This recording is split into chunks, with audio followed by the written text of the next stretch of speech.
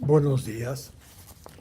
Gracias por acompañarme en el estudio del capítulo 11 de Lucas.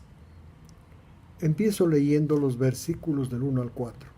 Con, con, esta, con este pensamiento, al estudiar los evangelios, siempre hay que tener presente a qué audiencia Jesús se dirigía.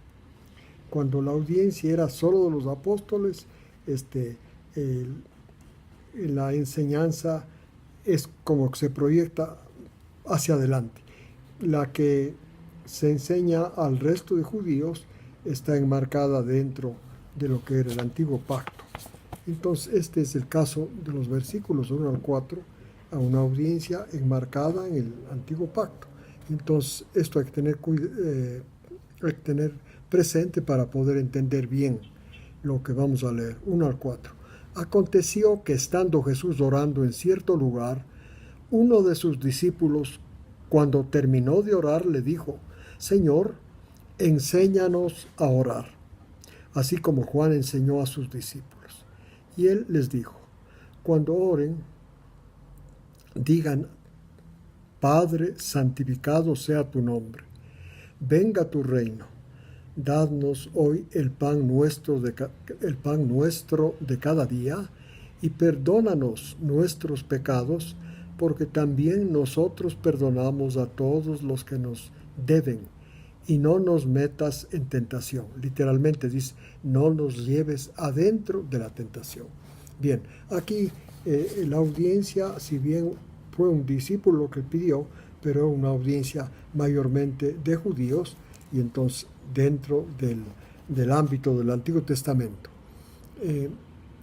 Jesús estaba orando, y la forma como Jesús oraba, no creo que estaba orando en voz alta. Sin embargo, la actitud de Jesús al orar llamó la atención de uno de sus discípulos. Y entonces le pidió: enséñanos a orar tal como Juan les enseñó a sus discípulos. Y entonces Jesús enseñó el Padre Nuestro. Padre nuestro, venga tu reino, santificado sea tu nombre, danos nuestro pan de cada día, perdónanos nuestros pecados, porque también nosotros perdonamos a los que nos ofenden. Y no nos metas en tentación. Aquí, este es justamente lo que quiero explicar, las dos cosas. Perdónanos como nosotros perdonamos a los que nos deben. O sea, en el antiguo pacto había que perdonar para ser perdonado. En el nuevo pacto fuimos perdonados todos. Y entonces lo que hay que es perdonar porque fuimos perdonados. Es la diferencia entre el pacto antiguo y el pacto nuevo. En el pacto antiguo hay que perdonar para ser perdonado. En el pacto nuevo perdonamos porque fuimos perdonados.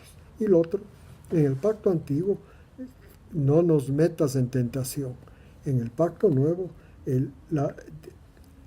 Dios protege mediante el sacrificio de Jesús de los creyentes. Les protege en la tentación, que no caigan bajo la ley en la tentación, no caigan bajo la ley, sino se peguen a la fe.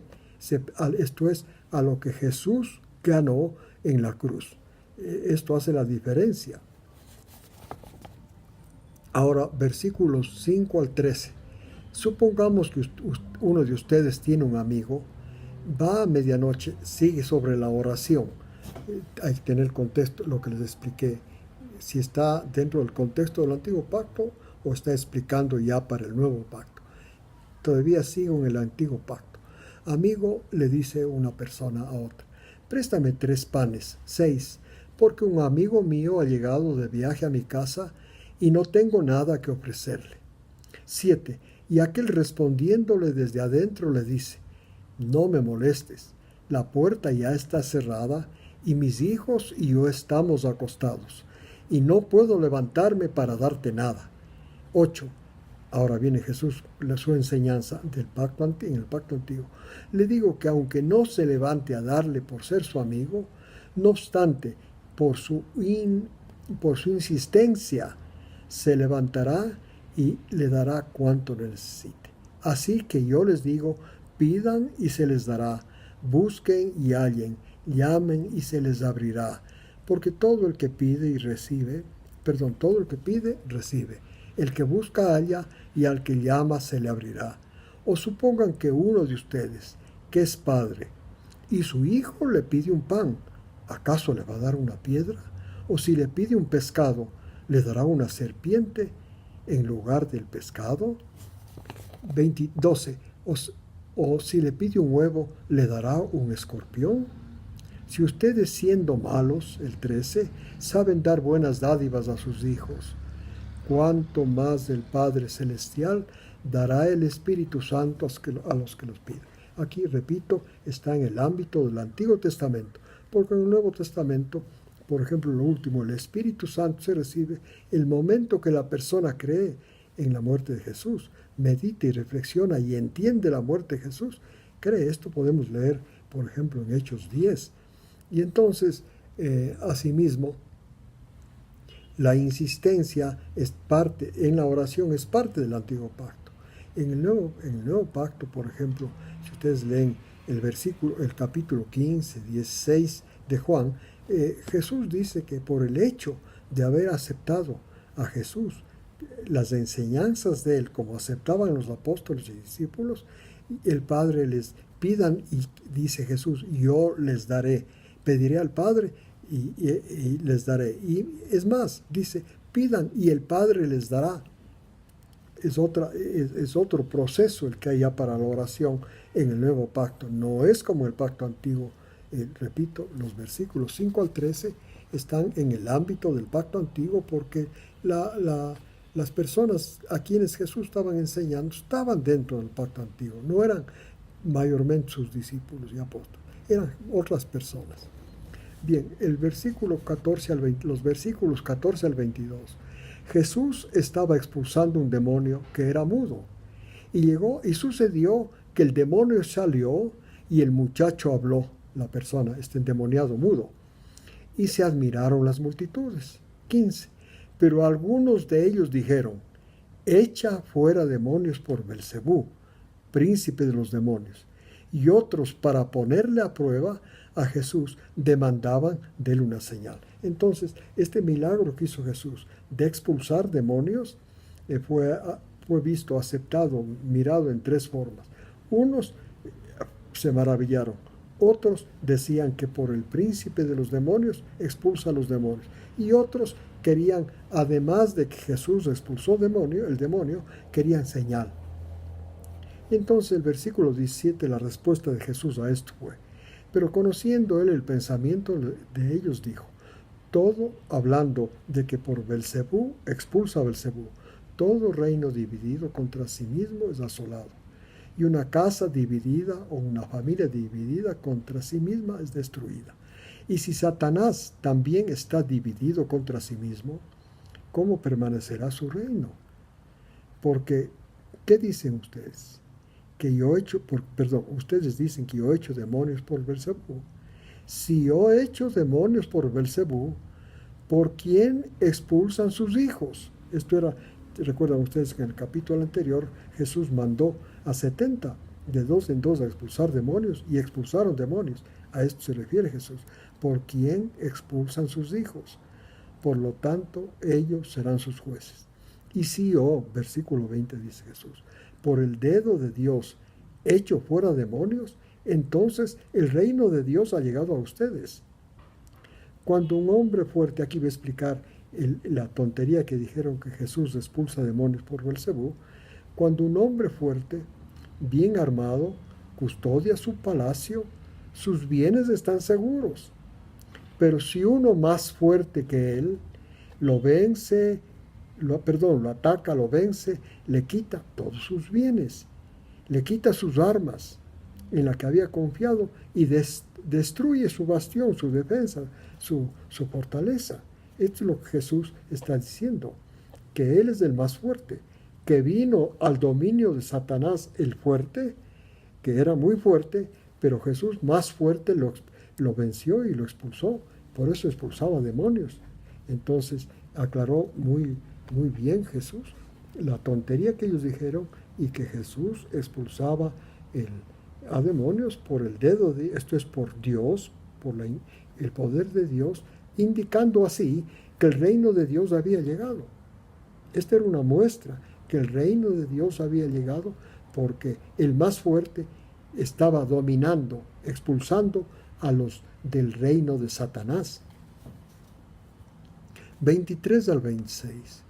El que no está a mi lado, contra mí está, y el que no recoge junto a mí, desparrama. En otras palabras, no hay cómo hacer nada sin Jesús. 24. Cuando un espíritu inmundo sale de un hombre, pasa por lugares áridos, buscando descanso, y al no hallarlo, dice, volveré a mi casa de donde salí. Y al llegar a su casa, versículo 25, la ve barrida, arreglada. Entonces este demonio que salió de esa mente, la casa, la mente, ¿no es cierto?, va y toma otros 7 espíritus peores que él, y entrando otra vez en aquel hombre, le hace habitar por él y 7 espíritus peores que él. Y entonces el estado final de ese hombre llega a ser peor que el primero. Lo que Jesús está diciendo es, cuando de una persona es expulsado un demonio, tiene que esa casa, esa mente no quedar vacía, sino ser llena de la palabra de Dios, recibir la palabra de Dios, o sea, entrar en el camino de la fe. Porque si queda vacía, queda barrida, después de un tiempo el demonio que salió de esa persona va y trae otros 7 demonios peores y entran en la casa vacía, y como dice Jesús, la condición de aquel hombre será peor, la última, la peor que la primera.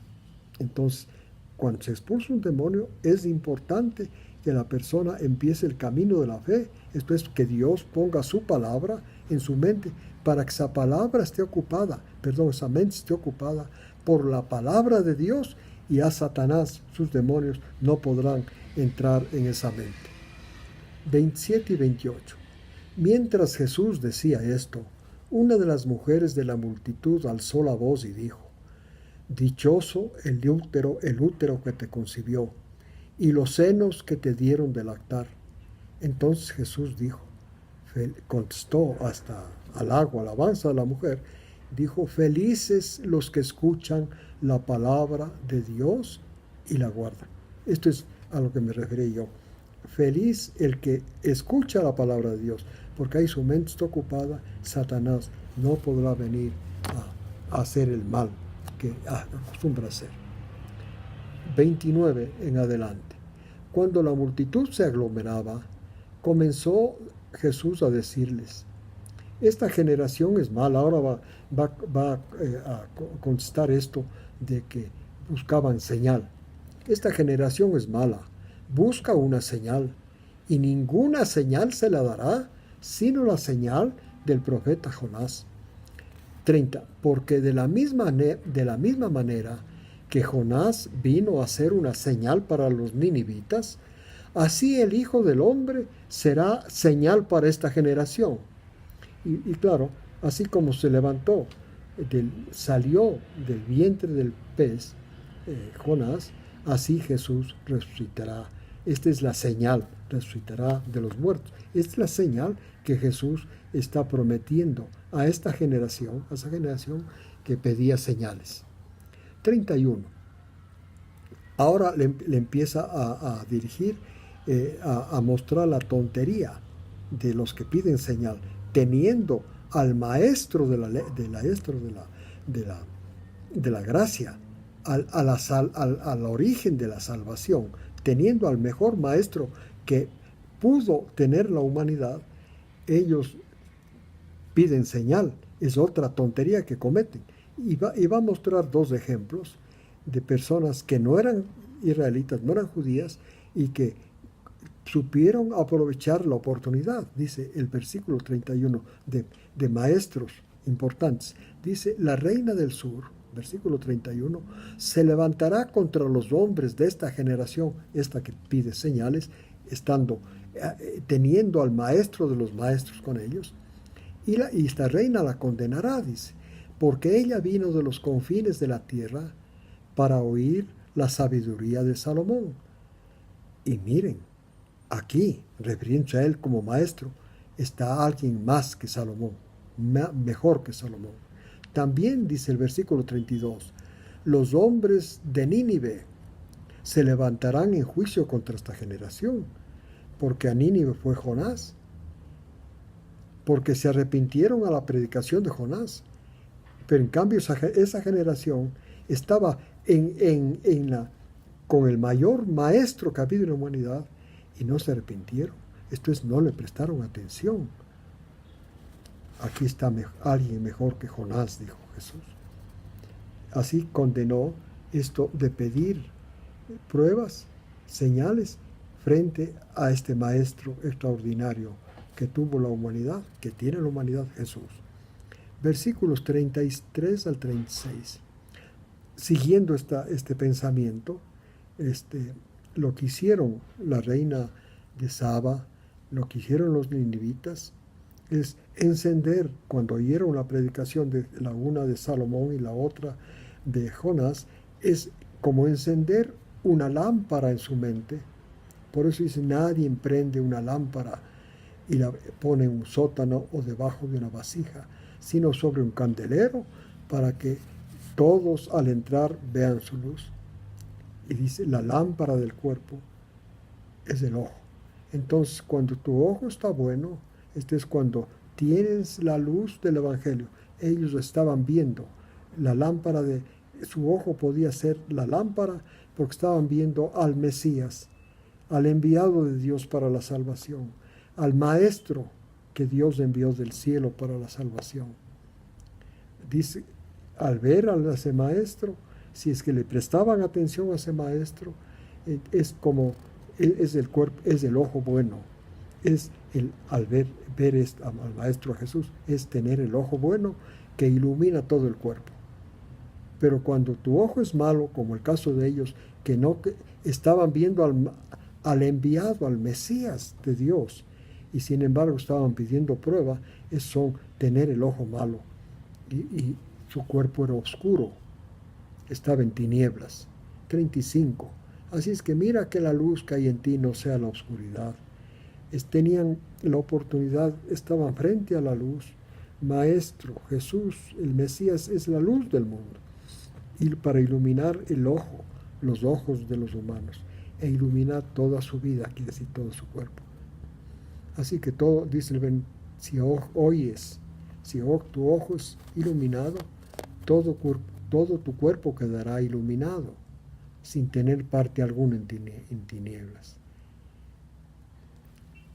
Porque es como cuando la lámpara, Jesús como una lámpara que con sus rayos ilumina. Así se presentó Jesús para explicarles a ellos la necesidad de pedir una señal estando frente al Maestro enviado por Dios.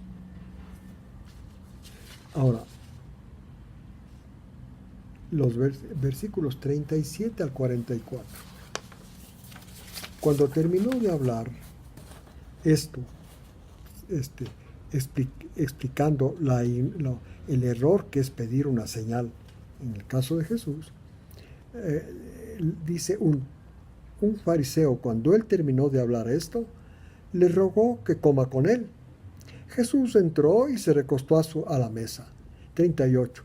El fariseo al ver se sorprendió, porque primero, antes de recostarse a la mesa, no se lavó las manos, como era la enseñanza de ellos, de los fariseos. Pensaba que Jesús también, estaban convencidos los fariseos que esto venía de Dios, su enseñanza, y por eso sorprendió que Jesús, diciendo que viene de Dios, no se había lavado las manos. Entonces, miren cómo Jesús contestó, 39. Pero el Señor les dijo, ustedes los fariseos limpian lo de afuera y lo de afuera del vaso y del plato, pero están por dentro llenos de robo y maldad. 40. Necios. El que hizo lo de afuera, ¿no hizo también lo de adentro? Así es que den el bien que tengan adentro, por ejemplo, en forma de caridad, en forma de misericordia, y entonces todo será limpio. Den del bien que tengan adentro, hagan caridad, está diciendo. O sea, la misericordia que reciben de Dios, vuélvanla en forma de caridad a otros. Y entonces todo quedará limpio. Aquí está diciendo que no es la lavada lo que limpia, sino es la misericordia que ellos tengan con los demás lo que limpia. 42. Ay de ustedes, fariseos, porque pagan el diezmo de la menta y la ruda, y de toda clase de hortalizas, y pasan por alto la justicia y el amor de Dios. Esto debían haber practicado sin dejar de dar el diezmo. Repito, está hablando a los del Antiguo Testamento, fariseos. 43. Ay de ustedes, fariseos, porque aman los primeros puestos en las sinagogas y los saludos respetuosos en las plazas. Ay de ustedes, porque son como los sepulcros, que no se ven por afuera, no se ven por los hombres que andan, pero sin saberlos andan por plena basura. 45 al 52. Estaba también ahí en la mesa un intérprete o maestro de la ley. Y entonces se dirigió a Jesús al oír lo que les dijo al fariseo que le había invitado. Maestro, cuando dices esto, también a nosotros nos insultas. 46. Hay también ustedes intérpretes de la ley, porque cargan sobre los hombres cargas difíciles de llevar, y ustedes ni siquiera esas cargas las tocan con sus dedos. 47. Ay de ustedes, intérpretes de la ley, porque edifican sepulcros a los profetas, siendo los padres de ustedes los que les mataron. De modo que son testigos y aprueban las acciones de sus padres, porque ellos los mataron y ustedes edifican los sepulcros de esos que sus padres mataron. 49. Por esto la sabiduría de Dios dice lo siguiente: les enviaré profetas y apóstoles a ellos, y matarán a algunos y perseguirán a otros. 50. Para que la sangre de todos los profetas, derramada desde la fundación del mundo, se la cargue a esta generación, a la generación que recibió a ese gran maestro del cielo, por pedir señales, por no hacerle caso. Iban a recibir el castigo de los asesinos, el castigo de la sangre derramada de todos los profetas que había enviado Dios desde la antigüedad. Esto es desde Abel hasta Zacarías, que pereció entre el altar y la casa de Dios. Sí, dice Jesús, les digo que sobre esta generación cargará. O sea, esa generación va a tener un castigo espantoso. 52. Ay de ustedes, intérpretes de la ley, porque han quitado las llaves del conocimiento. Y ustedes no entran, pero tampoco dejan entrar a los que estaban entrando. En realidad, los maestros de la ley enseñaron la ley no con la función que Dios la dio. Esto me parece que en el Nuevo Testamento los que estudian los religiosos no se dan cuenta. No enseñaron como Dios la diseñó, por eso está diciendo esto. Cerraron la llave del conocimiento. Realmente lo que quería Dios es que ellos se afanen por obedecer los mandamientos y así aprendan que no pueden obedecer los mandamientos y que por eso necesitan, siendo pecadores, necesitan un Salvador. Pero ¿qué hicieron ellos? Enseñaron, se idearon, inventaron otros mandamientos para proteger, a los 10 mandamientos, y esos es los que empujaban para que el pueblo de Israel los obedezca. Y fíjense ustedes que ellos, por ejemplo, el joven rico, estaba convencido, le preguntó a Jesús pues cómo entrar en la vida. Sabía que los mandamientos no llevan a la vida, ¿no? Y entonces le preguntó, ¿cómo entrar en la vida? Jesús le dijo, guarda los mandamientos. Y él creyó que había guardado los mandamientos porque pensaba que los mandamientos que se idearon estos intérpretes de la ley Eran los mandamientos de Dios. Por esto le dijo, yo los he guardado siempre. Por esto es que Jesús dice que iban a tener un castigo muy grande estos intérpretes de la ley, doctores de la ley. 53-54. Cuando salió de allí, los escribas y fariseos comenzaron a acosar a Jesús en gran manera y a interrogarlo minuciosamente, a Jesús sobre muchas cosas. Tramaban contra él para ver si podían atraparle en algo que él dijera, porque querían matarlo, pero no encontraban realmente nada consistente. Gracias por haberme acompañado en el estudio, en comentario, estudio del capítulo 11 de Lucas. Que Dios bendiga a ustedes y a sus familias, y les invito la próxima semana para que nos acompañen en el estudio del capítulo 12. Gracias.